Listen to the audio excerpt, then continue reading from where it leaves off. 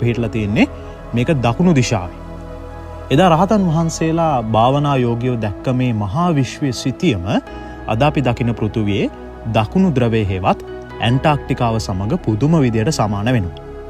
පෘථුවියේ භ්‍රමණය සහ සියලුම චුම්බක බලවේග පාලනය වෙන්නේ මෙන්න මේ මධ්‍ය ලක්ෂයෙන් බව විද්‍යාවත් පිළිගන්නවා. නිකමට හිතන්න අපේ සූර්යයා සහ චන්ද්‍රයා ගමන් කරන රටාව තීරණය කරන්නේ පෘථුවියේ තියෙන මේ අදිසි බල කේන්ද්‍රය වෙන්න බැරිද? දැන් අපි මේක විද්‍යාත්මකව බලමු. පෘථුවිය කියන්නේ මහා විශාල චුම්බකයක්. මේ චුම්බක බලය නිසා තමයි පෘථුවිය වටා ආරක්ෂක පවුරක් හැදිලා තියෙන්නේ. මේ පවුර නැත්තම් සූර්යයාගෙන් එන විස කිරණ නිසා අපේ ලෝකෙ අල්ලු වෙලා යන්නත් පුළුවන්.